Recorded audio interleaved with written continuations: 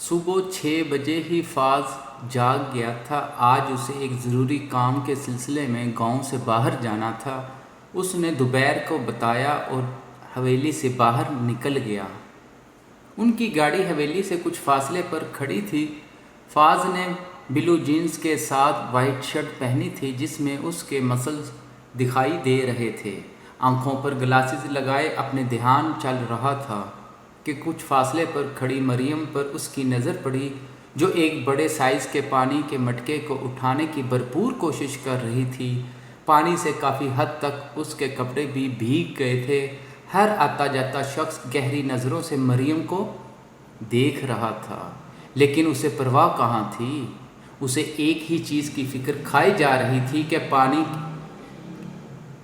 کے مٹکے کو کیسے گھر لے کر جانا ہے۔ فاض چلا ہوا مریم کے پاس گیا اور اسے دیکھنے لگا۔ مریم اپنے پاس کھڑے ایک خوبصورت لڑکے کو دیکھ کر چونکی ضرور تھی، جو اسے شکل سے ہی شہری لگا تھا۔ جی آپ کون؟ مریم نے ماتھے پر بل ڈالے پوچھا۔ جو نظارہ آپ اپنے گیلے کپڑوں کے ساتھ پیش کر رہی ہیں اور آتے جاتے لوگوں کی آنکھیں ٹھنڈی کر رہی ہیں، میں نے سوچا ذرا قریب سے میں بھی یہ نظارہ دیکھ لوں۔ فاض نے اپنی آنکھوں سے گلاسز اتارتے ہوئے مریم کے گیلے کپڑوں کی طرف اشارہ کرتے کہا، جس نے اپنے کپڑوں کی طرف دیکھا جو پانی کی وجہ سے اس کے جسم کے ساتھ چپک رہے تھے۔ مریم نے جلدی سے اپنے دوپٹے کو کھول کر لیا اور غصے سے فاض کی طرف دیکھا، جو ابھی بھی سنجیدگی سے کھڑا مریم کو ہی دیکھ رہا تھا۔ تم تو اپنی نظریں نیچے کر کے جا سکتے تھے، مریم نے دانت پیستے ہوئے کہا۔ فاض ایک قدم چل کر مزید مریم کے قریب آیا۔ غلطی تمہاری ہے محترمہ، اور میں انکار نہیں کر رہا۔ میری نظر پڑی اور میں نے بہت غور سے تمہیں دیکھا بھی۔ فاض نے مریم کی آنکھوں میں دیکھتے ہوئے ٹھنڈے لہجے میں کہا۔ ایک اور بات، فاض نے دوبارہ گلاسز لگاتے ہوئے کہا، اگر شیر کے سامنے گوشت رکھ دیا جائے اور اسے کہا جائے اسے کھانا نہیں ہے تو کیا وہ ہماری بات مانے گا؟ فاض نے پوچھا، جبکہ مریم کو اس کی بات بالکل بھی سمجھ میں نہیں آئی تھی۔ اس کے چہرے سے ہی لگ رہا تھا کہ اسے بات سمجھ میں نہیں آئی۔ وہ گوشت ضرور کھائے گا محترمہ، اور اگر جا کر کسی بڑے سے اس بات کا مطلب ضرور پوچھنا، فاض نے سخت لہجے میں کہا اور وہاں سے چلا گیا۔ مجھے کیا لگے شیر گوشت کھائے یا نہ کھائے، بے شرم آدمی، مریم نے فاض کے جانے کے بعد منہ میں بڑبڑاتے ہوئے کہا اور مٹکے کو دوبارہ اٹھانے کی کوشش کرنے لگی۔ مریم کہاں رہ گئی تھی تو؟ میں کب سے تیری راہ دیکھ رہی ہوں، رضیہ بیگم نے غصیلے لہجے میں اپنی چھوٹی لاڈلی سے پوچھا۔ اماں، ایک تو نے مجھے اتنا بڑا پانی کا مٹکا دے دیا، جانتی ہے کتنی مشکل سے اٹھا کر لائی ہوں، اور مجھے ہی بول رہی ہے۔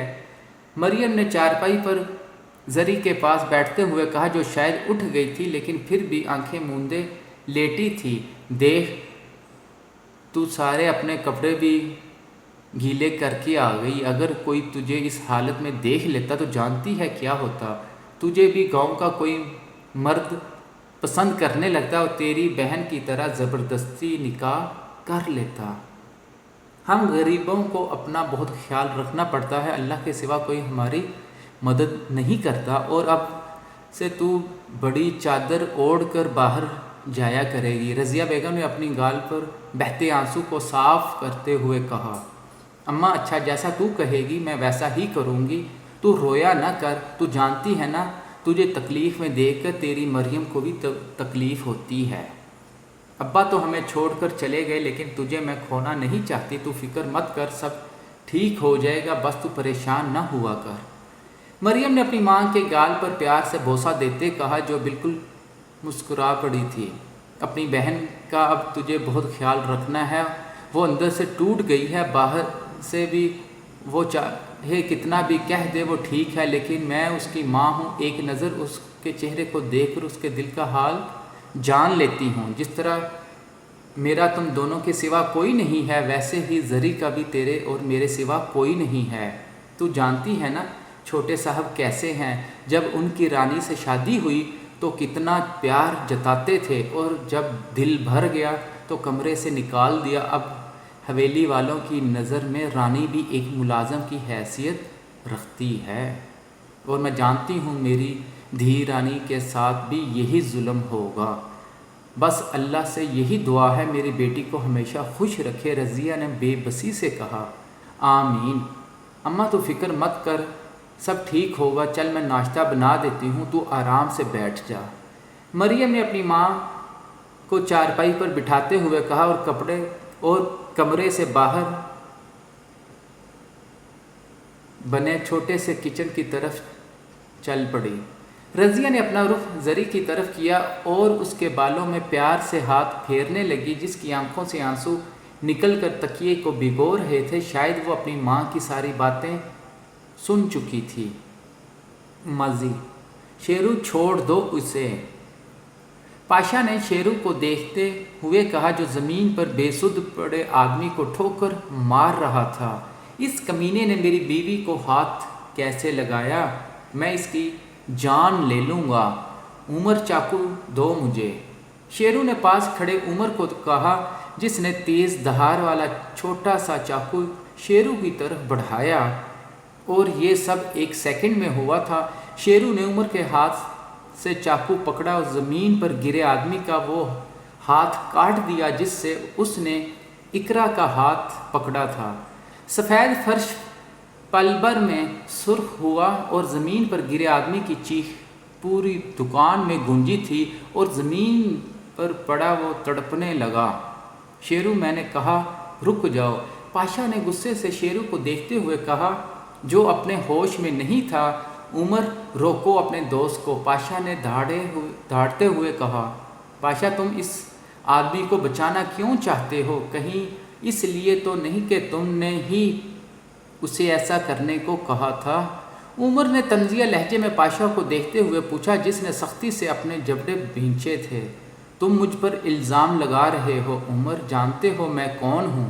پاشا نے دانت پیستے ہوئے کہا، مجھے تمہیں جاننے میں کوئی دلچسپی بھی نہیں ہے پاشا، اگر میں تمہیں برداشت کرتا ہوں تو صرف اپنے دوست کی وجہ سے، اور ہاں، بہتر یہی ہوگا کہ اب تم شیرو اور اس کی بیوی سے دور رہو، کیونکہ میں اچھے سے جان گیا ہوں تم کیا چیز ہو۔ عمر نے پاشا کو دیکھتے ہوئے بے خوفی سے کہا۔ اتنے میں شیرو اپنا کام کر چکا تھا۔ وہ آدمی اب زمین پر خون میں لت پت بے جان پڑا تھا۔ شیرو نے ایک نظر پاشا کو دیکھا اور وہاں سے چلا گیا۔ عمر بھی اس کے پیچھے چلا گیا۔ اب تم ایک لڑکی کی خاطر اپنے بھائی کو نظر انداز کرو گے؟ نہیں شیرو، ایسا میں کبھی نہیں ہونے دوں گا، پاشا نے دروازے کو گھورتے ہوئے کہا جہاں شیرو باہر گیا تھا۔ پاشا اور عباس بھائی ہونے کے ساتھ ساتھ دونوں دوست بھی تھے۔ پاشا کا اصل نام علی تھا۔ عباس کے باپ نے 2 شادیاں کی تھی، دونوں بیویوں میں سے ایک بیٹا تھا۔ عباس کی ماں کا انتقال چھت سے گرنے کی وجہ سے ہوا تھا، لیکن اسے بعد میں پتہ چلا کہ اس کے باپ نے اس کی ماں کو چھت سے نیچے گرایا تھا۔ اس وقت عباس چھوٹا تھا۔ عباس کا باپ نشہ کرتا، اور جب اسے نشہ نہ ملتا تو ہر چیز تہس نہس کر دیتا۔ گھر کا سارا سامان بھی بیچ چکا تھا، یہاں تک کہ ایک دن نشے کی حالت میں اپنی دوسری بیوی علی کی ماں کو بیچ آیا، اور اسی رات علی کی ماں کی لاش گھر آئی، جس نے اپنی کلائی کاٹ کر جان دے دی تھی۔ عباس اور علی بہت روئے تھے۔ ایک یہی تو آخری سہارا تھا ان کے پاس۔ محلے سے کچھ عورتیں آئی جنہوں نے دونوں کو کافی حوصلہ دیا، اور رات کو اپنے اپنے گھر چلی گئی۔ کفن دفن کا انتظام بھی محلے داروں نے کر دیا تھا۔ رات کو عباس کا باپ نشے کی حالت میں گھر واپس آیا اور وہیں صحن پر گر کر لیٹ گیا۔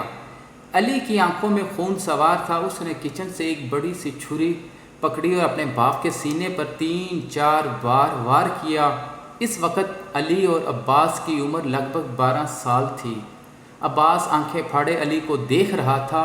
تو نے بابا کو مار دیا؟ عباس نے بے یقینی سے اپنے باپ کی خون میں لت پت لاش کو دیکھتے ہوئے پوچھا، ہاں مار دیا، اب چل میرے ساتھ۔ علی نے کہا، 1 منٹ میں آتا ہوں۔ عباس نے یاد آنے پر کہا اور اپنی ماں کے کمرے کی طرف چلا گیا۔ الماری سے اپنی ماں کی تصویر نکالی اور ایک چین گولڈن کلر کی جو اس کی ماں نے عباس کے لیے سنبھال کے رکھی تھی۔ عباس نے اسکول میں ایک لڑکے کے گلے میں چین دیکھی اور گھر آ کر اپنی ماں سے ضد کی کہ اسے بھی ویسی ہی چین چاہیے، اور اس کی ماں نے کچھ ماہ تک کپڑے سلائی کر کے عباس کے لیے چین لی تھی، لیکن عباس کی ماں نے کہا تھا یہ تحفہ وہ اسے اس کی سالگرہ پر دے گی۔ سالگرہ آنے میں ابھی تھوڑا وقت تھا، لیکن اس سے پہلے ہی اس کی ماں دنیا سے چلی گئی۔ عباس چین کو دیکھ رہا تھا جب اسے علی کی آواز آئی، چلو، علی نے کہا اور اس کا ہاتھ پکڑ کر وہاں سے لے گیا۔ دونوں کے پاس کوئی ٹھکانہ نہیں تھا اور دونوں ہی نہیں جانتے تھے کہ وہ کہاں جا رہے ہیں، نہ جانے قسمت ان کو کہاں لے جانے والی تھی۔ حال، کیا میں یہاں بیٹھ سکتی ہوں؟ کرن نے دوپہر کو دیکھتے ہوئے پوچھا جو لیپ ٹاپ کھولے کام کر رہا تھا۔ جی بالکل، آپ کا اپنا گھر ہے، آپ کہیں بھی بیٹھ سکتی ہیں، دوپہر نے سنجیدگی سے کہا۔ کرن دوپہر کے سامنے والی کرسی پر بیٹھ کے دوپہر دوبارہ اپنے کام میں بزی ہو گیا۔ آپ مجھے گھورنا بند کریں گی؟ دوپہر نے تھوڑی دیر بعد لیپ ٹاپ بند کرتے کرن کو دیکھتے ہوئے کہا۔ دوپہر کی بات پر کھل کر مسکرا پڑی۔ میں آپ کو گھور نہیں رہی، پیار سے دیکھ رہی ہوں، کرن نے بے باکی سے کہا۔ کرن کی بات سن کر دوپہر کے ماتھے پر بل میں اضافہ ہوا، لیکن جلد ہی اس نے اپنے غصے پر قابو پا لیا۔ اس سے پہلے دوپہر کچھ کہتا، فاض نے اسے خود کی طرف متوجہ کیا جو ابھی واپس آیا تھا۔ بھائی، مجھے آپ سے ایک ضروری بات کرنی ہے، فاض نے سنجیدگی سے کہا۔ اوکے، میں آ رہا ہوں، دوپہر نے کہا اور اپنا لیپ ٹاپ پکڑے وہاں سے چلا گیا۔ اس نے ایک نظر بھی کرن کو نہیں دیکھا تھا اور یہی بات کرن کو بہت بری لگی تھی۔ دونوں بھائی ہی کھڑوس ہیں، کرن نے غصے سے کہا اور وہاں سے اٹھ کر چلی گئی۔ بہو رانی، فضیل عوان نے رانی کے کان کے پاس جھک کر اسے بلایا، جو ایک دم ڈر گئی تھی اور جلدی سے فضیل سے تھوڑا پیچھے کھڑی ہو گئی۔ اس وقت کچن میں بھی کوئی نہیں تھا۔ ابا جی، آپ کو کچھ چاہیے تھا؟ رانی نے اپنا دوپٹہ ٹھیک کرتے پوچھا۔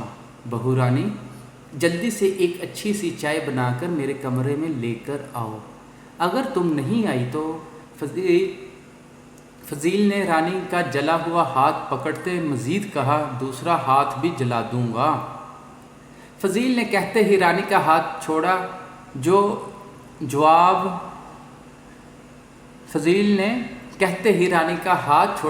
اب ہولے ہولے سے کانپ رہی تھی۔ میں انتظار کر رہا ہوں، فضیل نے آنکھوں میں چمک لیے کہا اور وہاں سے چلا گیا۔ رانی وہیں زمین پر بیٹھی پھوٹ پھوٹ کر رونے لگی تھی۔ وہ جانتی تھی فضیل کے کمرے میں جانا خطرے سے خالی نہیں ہے۔ اپنے ہاتھ کی جلن تو وہ برداشت کر سکتی تھی، لیکن اپنی عزت کو نہیں کھو سکتی تھی۔ رانی بیٹا، کیا ہوا ہے؟ تم ٹھیک ہو؟ نغمہ بیگم نے پریشانی سے پوچھا۔ رانی نے جلدی سے اپنے آنسو صاف کیے اور کھڑی ہو گئی۔ کچھ نہیں امی جان، وہ میں ابا جی کے لیے چائے بنانے لگی تھی۔